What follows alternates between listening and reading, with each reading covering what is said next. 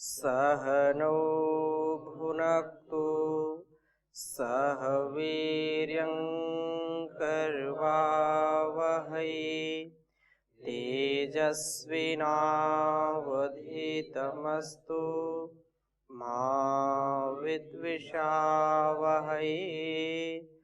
ओम शांति शांति शांति।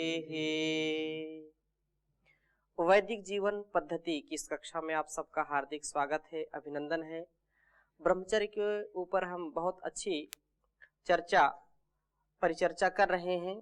सुनने समझने से वो चीज हमारे व्यवहार में घटित होती है जिससे हमारा जीवन सफल होता है, और सबकी ये विशेष इच्छा होती है कि उसका जीवन स्वस्थ, समृद्ध और गौरवशाली हो। कम से कम उन युवाओं को, उन युवतियों को इसका अध्ययन, इसका स्वाध्याय और इसका आचरण अपने जीवन में जरूर करना चाहिए, क्योंकि बिना ब्रह्मचर्य के हमारा जीवन ठीक गति, ठीक प्रगति को प्राप्त नहीं हो सकता है। और जिसने अपने जीवन में इसको धारण किया है, वस्तुतः उसी का जीवन महान बनता है। बाल्यकाल में तो ज्यादा इस पर ध्यान नहीं जाता है, परंतु जैसे जैसे युवा अवस्था आने लगती है, वैसे वैसे ये जवानी का जोश हमारे होशो हवास को बिल्कुल छिन्न भिन्न करने के लिए बिल्कुल तत्पर रहता है। जिसने अपने जीवन के 10 वर्ष से लेकर के 25 वर्ष तक अपने को संभाल लिया, या वे माता पिता जो अपने संतानों की सुशिक्षा में, उनकी व्यवस्था में, उनके अध्यापन और उनके आचरण, उनके चारित्रिक गुणों का संवर्धन करने के लिए सदा तत्पर रहते हैं, वे ही संतानें विशेष होती हैं। अन्यथा आज का जो परिवेश है, इसमें ब्रह्मचर्य का पालन करना और इसको समझ करके इसको जीना बड़ा असाध्य कार्य हो गया है। इसमें बहुत पुरुषार्थ की आवश्यकता होती है। तो हमने विगत कक्षाओं में चर्चा की थी। आप में से किसी का कोई पीछे का प्रश्न हो तो पूछ सकते हैं, नहीं तो आगे चर्चा हम बढ़ाएं। तो आज से हम एक नया स्वाध्याय करेंगे ब्रह्मचर्य के ऊपर। बहुत ही उत्तम व्याख्यान दिया है इस पर गुरुकुल कांगड़ी, जो महर्षि देव दयानंद की विशेष भक्त स्वामी श्रद्धानंद जी ने जिसकी स्थापना की, और उसके बड़े तेजस्वी स्नातक आचार्य अभय देव जी, आचार्य स्वामी अभय देव जी भी लिखते हैं, परंतु आचार्य अभय देव जी के नाम से ज्यादा प्रसिद्ध हैं। और वे जो है इस गुरुकुल कांगड़ी में इतने वर्ष पढ़ करके, इस वेद विद्या को जान करके 2-4 पुस्तकें विशेष लिखी हैं, जिनको आर्य जगत में विशेष माना जाता है। और हमने भी योगग्राम में रह करके उनकी पुस्तकों का स्वाध्याय किया, और परम पूज्य स्वामी जी महाराज ने भी कई बार व्याख्यानों में उनकी पुस्तकों का जो है उल्लेख किया कि वो भी जब गुरुकुल में रहते थे तो उन्होंने ब्रह्मचर्य गीत पुस्तक पढ़ी परम पूज्य स्वामी जी महाराज ने। तो यह ब्रह्मचारियों के लिए विशेष है, गुरुकुल में पढ़ने वालों के लिए विशेष है। यद्यपि उन्होंने और भी पुस्तकें लिखी हैं, जिनमें से जो वेद के उपदेश नाम से भी पुस्तक एक है, और मुख्य पुस्तक जिसका हमने स्वाध्याय किया वो है वैदिक विनय। वैदिक विनय जो एक मंत्र रोज के हिसाब से, वो एक मंत्र हम रोज पढ़ते रहें और उसको जीवन में उतारने का प्रयास करें, इसलिए स्वाध्याय की दृष्टि से बहुत अच्छी इन्होंने पुस्तक बनाई, वैदिक विनय।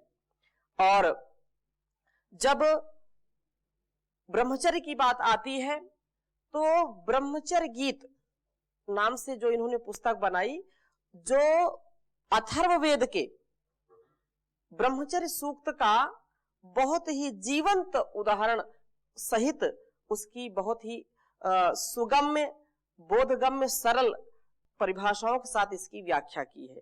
तो हम उसका स्वाध्याय करेंगे।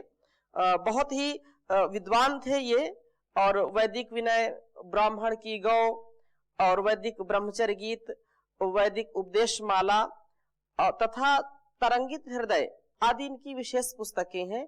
गुरुकुल कांगड़ी के साथ साथ ये पांडिचेरी में महर्षि अरविंद का आश्रम है, तो वहां भी श्री अरविंद निकेतन में भी बहुत दिन रह करके साधना की और बहुत ही संवेदनशील ब्रह्मचर्य के प्रति, राष्ट्र के प्रति, क्योंकि राष्ट्र भक्त बहुत अच्छे विचारों से राष्ट्र की उन्नति करना चाहते हैं, तो इनके अंदर बहुत ही राष्ट्र भक्ति थी, दृढ़ता थी, संकल्पवान थे। और स्वामी श्रद्धानंद जी के विशेष प्रिय शिष्यों में एक थे आचार्य अभय देव जी।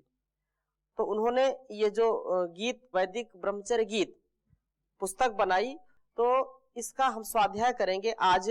केवल मैं इस विषय पर चर्चा करूंगा कि वास्तव में ब्रह्मचर्य का जो दीवानापन है, क्योंकि ब्रह्मचर्य के दीवानों के विषय में जो दृष्टि आपने लिखी है बहुत ही उत्तम है, और आप लिख रहे हो वैदिक ब्रह्मचर्य गीत की भूमिका में कि ब्रह्मचर्य के दीवानों के प्रति, जो मनुष्य कभी ब्रह्मचर्य के पीछे दीवाना नहीं है, उसने मेरी समझ में ब्रह्मचर्य को पूर्ण रूप से अच्छी तरह देखा या समझा नहीं है। क्योंकि एक बार इसका रसपान करने के बाद व्यक्ति इससे कभी भटक नहीं सकता है।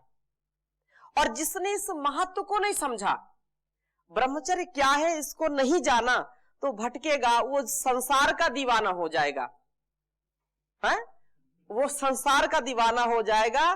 संसार के दीवानेपन में व्यक्ति का जीवन आसार हो जाता है। इस आसार संसार की जो गति है, यदि उस गति में अपनी उसने जो है चाहना की, तो उसकी दुर्गति हो जाती है। आप गीत अनेक प्रकार के सुनते हैं, मैं दीवाना हूं, परवाना हूं, है? तो ये दीवाना परवाना यदि होना है तो अच्छे कर्म के लिए, अच्छे धर्म के लिए, अपने जीवन के उत्कर्ष के लिए आप दीवानगी दिखाइए, हैं? तो ये दीवाना कौन ब्रह्मचर्य का हो सकता है, तो उसके विषय में, क्योंकि ये ब्रह्मचर्य गीत हम पढ़ रहे हैं, तो गीत ऐसे गाएं जिससे हमारा जीवन संवर सके, हमारा जीवन जो है मझधार में न जाए। तो हम ब्रह्मचर्य गीत के जो है स्वाध्याय के लिए आगे बढ़ रहे हैं। गीत गाना है तो गीत गीता के गा, गीत गाना है तो गीत वेदों का गा, गीत गंदे गाने से क्या फायदा, गीत गाना है तो गीत वेदों के गा। तो गीता के गीत गाइए। गीता जो परमात्मा के द्वारा दी गई वेदवाणी है उसको गाएं, और जो हमारे सदग्रंथ हैं उनका स्वाध्याय करें, उनका अभिप्राय समझें और अपने जीवन में उतारने का प्रयास करें, तो हमारा उत्कर्ष होगा। अब इस संसार के चक्कर में जो पड़ गया, इसका दीवाना जो हो गया, वो कभी फिर जो है कभी ना कभी धोखा खाएगा, कभी ना कभी उसका जो है दीवानापन हटेगा, फिर उसके जो है दिल टूटेगा, तो फिर गाना भी उल्टे गाएंगे, हैं? मेरे दिल के टुकड़े हजार हुए, कोई यहाँ गिरा कोई, है? ये दिल के टुकड़े होंगे तो व्यक्ति बचेगा क्या? दिल के टुकड़े कोई दिल है कि चने की बोरी है? बोलिए। तो इस संसार का जो आकर्षण है, उस आकर्षण से बचने का एक ही उपाय है स्वाध्याय, सद्ग्रंथों का, सत्संग का, महापुरुषों का, सद्विवेक का हम आचरण करें। संगत अच्छी होनी चाहिए। जब वो कुसंग में जाएंगे तो निसंदेह हमारे अंदर वासनाएं आएंगी, हमारे अंदर जो है विषयों का अंबार जो लगा हुआ है, पहाड़ जो लगा हुआ है, वो और धीरे धीरे बढ़ेगा। इसलिए सज्जनों की संगति में रहना ये सबसे बड़ी घुट्टी है, सबसे बड़ी दवा है? संगत कर अच्छे लोगों की, दवा मिल जाएगी सभी रोगों की। जीवन को अपने चमन कर ले, रोज थोड़ा थोड़ा हरि का भजन कर ले, रोज थोड़ा थोड़ा हरि का भजन कर ले। तो हरि का भजन कौन करेगा? जो इसका दीवाना होगा, हरि का दीवाना होगा, ब्रह्म का दीवाना होगा। ऐसी दीवानगी जो एक बार बस चढ़ गई तो जीवन भर उतरे ना। ये जो है ब्रह्मचर्य ऐसी ही मनमोहिनी, आगे कह रहे हैं, लिख रहे भूमिका में, ब्रह्मचर्य ऐसी ही मनमोहिनी वस्तु है, पर फिर भी दुनिया में आज ब्रह्मचर्य के दीवाने बहुत थोड़े हैं। क्यों? क्योंकि आकर्षण से बच नहीं पाते। हिरण्यमयन पात्रेण सत्यस्यापिहितम मुखम तत्त्वं पूषण अपावृणो सत्य धर्माय दृष्टये। उस परमात्मा से यदि हम प्रार्थना करें कि संसार की जो चकाचौंध है, ये जो दुनिया रंग रंगीली है, उस रंग रंगीली दुनिया से यदि हम बचना चाहते हैं तो एक ही उपाय है, वो है ब्रह्मचर्य, ब्रह्म का आचरण, ब्रह्म में विचरण, और अपने तेज ओज को अपने संयम से बढ़ाना, अपनी उपासना से बढ़ाना, ये विशेष बात है। तो ऐसे लोग बहुत थोड़े हैं, पर उपदेश कुशल बहुतेरे, जे जन आचरे ते नर थोरे, ऐसा कुछ है। तो जो उपदेश तो बड़े बड़े लोग करेंगे, लेकिन उसका आचरण कौन करता है वो बहुत थोड़े होंगे, बहुत कम होंगे, न्यून होंगे, अल्प होंगे। जैसे दूध में मलाई होती है, जो मलाई, दूध तो बहुत होगा लेकिन मलाई कितनी होती है? थोड़ी होती है। अच्छा, उस दूध का जब आप दही बनाते हैं, दही के बाद दही को बिलोते हैं तो फिर छाछ ज्यादा हो जाता, तक्र ज्यादा होता है, उसका नवनीत अर्थात मक्खन कम होता है। तो जो क्रीम होती है वो कम ही होती है। तो आप सब यहां कितने क्रीम बैठे हुए हैं? आप सब क्या हैं? क्रीम है, आप मक्खन है। संत हृदय नवनीत समाना। तो संत हृदय क्या है? ये नवनीत के समान होता है। वैसा हमारा जीवन बने, उसमें दीवानापन होना चाहिए। दीवानापन, ये जो कह रहे हैं कि ब्रह्मचर्य के दीवाने, वही व्यक्ति ये कर सकता है जो ब्रह्मचर्य का दीवाना होता है।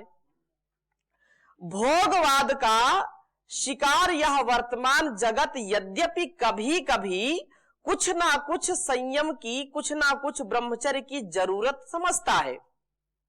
थोड़ा थोड़ा तो उसको ब्रह्मचर्य की जरूरत समझता। क्यों? ये इसका शरीर का कुछ जो है पावर, इसकी कुछ ऊर्जा जब घटित होती है, घट जाती है, तो उसको लगता है कि वास्तव में मैंने कुछ खोया। तो उसको लगता है कि आरोग्यता के लिए, उत्साह के लिए, पुरुषार्थ के लिए मुझको ब्रह्मचर्य का पालन करना चाहिए। यदि नहीं करेगा तो रोग प्रतिरोधक क्षमता नहीं विकसित होगी, व्यक्ति बीमार रहेगा। तो कभी ना कभी थोड़ा बहुत तो समझता है, ऐसा कह रहे हैं। कुछ ना कुछ ब्रह्मचर्य की जरूरत समझता है, उसके लिए कुछ यत्न भी करता है, परंतु वह असल में भोग से इतना जर्जरित हो चुका है कि उसमें ब्रह्मचर्य के महाव्रत के लिए तड़प न देखी जाए तो इसमें क्या आश्चर्य है। अर्थात भोग भोग करके जब रोगों के द्वारा जो है दबा दिया गया, तब उसको ब्रह्मचर्य की याद आती है। चिड़ियों ने जब खेत चुग लिया तो पछता क्या होता है? हाँ, समय बीत पुण्य का पछताने का, बरखा जब कृषि सुखाने। भाई कृषि सारी सूख गई, जर्जर हो गया, बंजर हो गया खेत, और फिर बरसात होगी, क्या फायदा? कोई लाभ है क्या? उसी प्रकार से परमात्मा ने जो ये शरीर बनाया है, आप देखो चेहरे से तेज ओज छलक रहा है, उत्साह है, लेकिन जब असंयम में आप छोटे बच्चे को देखते हैं कितना अच्छा लगता है, अच्छा लगता है। और सुंदर बच्चे तो सब अच्छे होते हैं, यदि सुअर के भी बच्चे को देखें बड़ा सुंदर लगता है, लगता है कि नहीं लगता? लेकिन जब वो बड़ा होता है तो फिर सुंदर नहीं लगता है। तो चाहे सुअर हो, बकरी हो, गाय हो, भैंस हो, हाथी हो, कुछ भी हो, जब बच्चा छोटा होता है अच्छा लगता है, और थोड़ा सा विकसित होता है तो और अच्छा लगता है। लेकिन जैसे जैसे उसमें समझ आती जाती है और उसको यदि सत्संग नहीं मिला, उसको संयम नहीं मिला, तो उसका तेज ओज क्या होता है?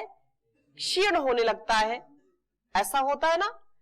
तो जब शरीर को जर्जरित कर दिया, उसके बाद यदि ब्रह्मचर्य की याद आई तो फिर इसमें किसी का क्या दोष? किसी का कोई दोष नहीं है। इसलिए जब जागो तभी सवेरा, आज से, अभी से हम ब्रह्मचर्य के दीवाने हो जाएं।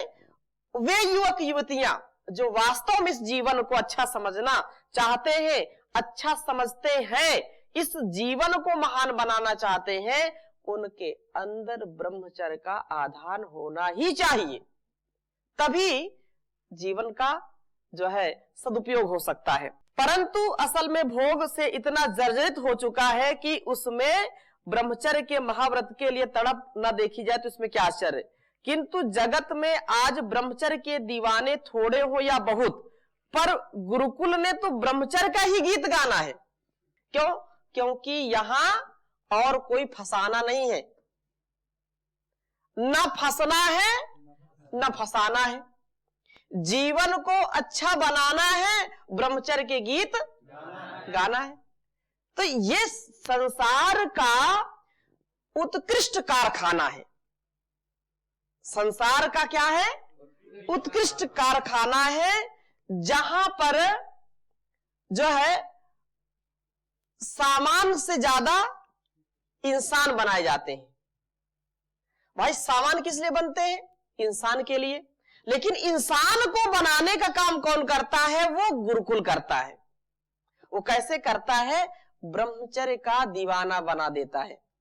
तो ये बात विशेष कह रहे हैं कि ब्रह्मचर्य के गीत गाना है, संसार को यही संदेश सुनाना है, वही यही गा सकता है, यही सुना सकता है, कोई सुने या ना सुने, हमको तो यही गीत गाना है। जैसे परम पूज्य स्वामी जी ने अपने जीवन से इस जगत को प्रकाशित और प्रभावित किया। स्वामी जी महाराज ने अपने तपस्या से, अपने ब्रह्मचर्य के बल से हमको सबको क्या बना दिया? दीवाना बना दिया। जैसे हम दीवाने हैं किनके? महर्षि दयानंद के। परम पूज्य स्वामी जी दीवाने हुए महर्षि दयानंद जी के। तो हम तो दीवानों की ये फौज है? किसकी फौज है ये? दीवानों की फौज है। हम रुकना झुकना क्या जाने, हम बढ़ते हैं सीना ताने, दुख आता है तो आने दो, सुख जाता है तो जाने दो, हम दयानंद के दीवाने, हम रुकना झुकना क्या जाने, हम बढ़ते हैं सीना ताने। तो ये तो दयानंद की फौज है और ये दीवानी है। इस दीवानेपन को इतना बढ़ाएं कि कोई, जैसे कोई दीवाना होता है ना, तो हम वैसे दीवाने नहीं है, सड़क छाप दीवाने नहीं है, हम दीवाने स्पेशल हैं। ऐसे जो दीवानगी है कि बस कुछ भी हो जाए, डू एंड डाई, करो या मरो, कार्यम व साधेयम देहम व पातेयम, ये वो पथ है। इसलिए कोई इसको सुने या ना सुने, बड़ी अच्छी बात कह रहे हैं, एक एक शब्द पर ध्यान दीजिए। कोई सुने या ना सुने, हमको तो सुनाना है। जैसे परम पूज्य स्वामी ने अपने रंग में रंग लिया हमको, और पूरी दुनिया में जो गीत गा रहे हैं, राष्ट्र को जगा रहे हैं, रोगों को भगा रहे हैं, है कि नहीं? तो कोई कुछ भी करे, हमको अपने लक्ष्य को, अपने संकल्प को बना के रखना है।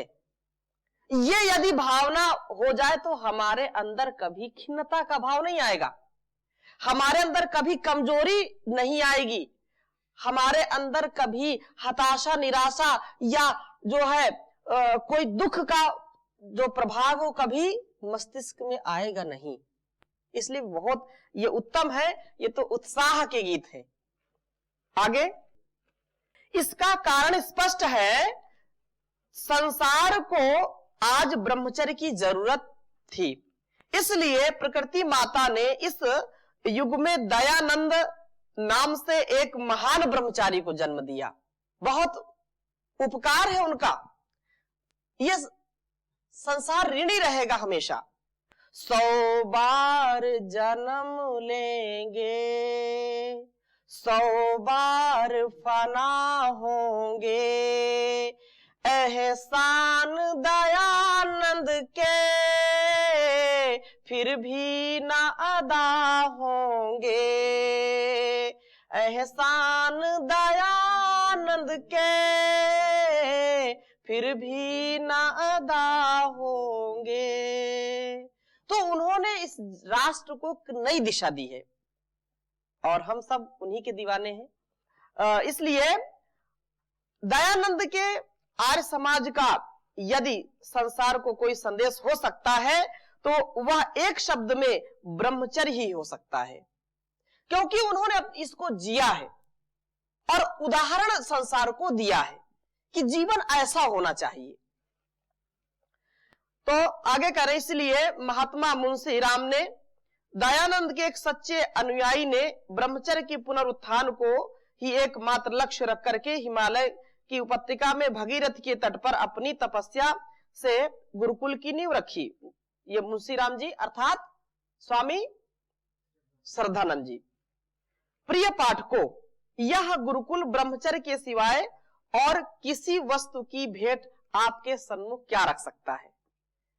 अब इसका गीत हम क्यों गा रहे हैं? क्योंकि हम दीवाने हैं इसके, हम गुरुकुल में हैं, इसको हमने पहचाना है, इसको जाना है, ये सच्ची निधि है, तो इसलिए हम इसका गीत गा रहे हैं। आगे कह रहे हैं, जब मैं, अब वो पहले की बात बता रहे हैं कि जब मैं गुरुकुल में बालक था तो अपनी श्रेणी के कुछ हम सह अध्यायी अर्थात सहपाठियों में आपस में चर्चा होती थी, सोचा करते थे कि हम ऋषि दयानंद की तरह ब्रह्मचारी बनेंगे। आप में से भी कई लोग सोचते हैं कि उनके जैसा बाहुबल, उनके जैसा बुद्धि बल और उनके जैसा जो है पुरुषार्थ हो, है कि नहीं? तो यह गुरुकुलीय वायुमंडल का प्रभाव था। पर ब्रह्मचर्य का क्या अर्थ है तब हम यह ना समझते थे, ब्रह्मचर्य कितना कठिन है। तो सरल है, लेकिन जैसे जैसे यह जो है ज्यों ज्यों बड़े होते गए त्यों तो ब्रह्मचर्य की महिमा के साथ साथ उसकी कठिनता को भी समझते गए।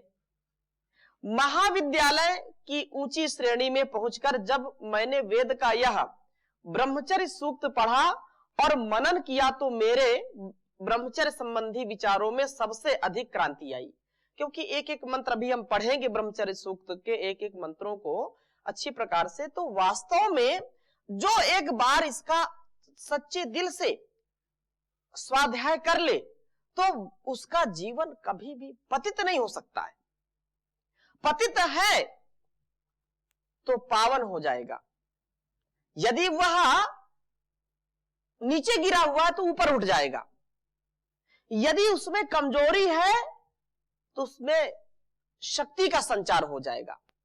ये उत्साह के गीत हैं, ये प्राण, मुर्दे में भी प्राण फूंकने वाले गीत हैं। इसलिए कह रहे हैं कि जिस उदात्त और व्यापक ब्रह्मचर्य का वर्णन मैंने इसमें पाया, उससे मेरी दृष्टि खुल गई। ब्रह्मचर्य के लक्ष्य को सामने रख कर के चलने को एक साफ रास्ता मुझे मिल गया कि भाई ये जो है पथ है, बस इससे इधर उधर डिगना नहीं है। क्योंकि रास्ता यदि व्यक्ति को नहीं मिलता है तो वो भटकता रहता है। वह स्वयं जब लक्ष्य को नहीं प्राप्त कर पाता है तो कहीं राजपथ में जाता, राजमार्ग में जाता, कहीं पगडंडी पकड़ता है, जिधर जिधर लोग बताते जाते उधर उधर वो घूमता रहता है। यदि आपको रास्ता मालूम हो गया कि भाई ये रास्ता है, तो किसी से पूछेंगे क्या? नहीं पूछेंगे। किसी से पूछने की जरूरत नहीं है, लेकिन जब शंका है तो किसी से पूछेंगे। यदि उसने गलत राह पकड़ा दी तो उसी में चले गए, बाद में पछतावा होता है कि ये तो गलत राह है, फिर परिवर्तन करते हैं। तो ऐसे जीवन में हम भटकते रहते हैं। तो बहुत उत्तम बात कह रहे हैं कि इस सूक्त के अध्ययन से जो सबसे बड़ा प्रभाव मुझ पर पड़ा वह यह था कि दुनिया में मैं जो यह सुनता रहता था कि सर्वथा अखंड ब्रह्मचर्य असंभव है, वह मेरा भ्रम हट गया। क्योंकि यह असंभव नहीं है, यह संभव है। जीवन में हम आप सुनते भी होंगे कि जो असंभव शब्द किनकी डायरी में होता है या किस कोश में होता है? जो अल्पज्ञ होते हैं, जो असहाय होते हैं। पॉसिबल तो एक सकारात्मक सोच है, इम्पॉसिबल किसमें? जो मूर्खों की डायरी में लिखा होता है। तो इसलिए संसार में जो ब्रह्मचर्य का दीवाना है उसके लिए कुछ भी असंभव नहीं है, उसके लिए सब कुछ संभव है। तो एक भ्रांति मिटेगी इससे, इसका आप स्वाध्याय आगे करेंगे। एक भ्रांति मिटेगी कि वास्तव में क्या संभव है, क्या संभव है। तो इसकी चर्चा हम और आगे करेंगे। आज यहीं पर विराम लेते हैं। ओम शांति शांति शांति।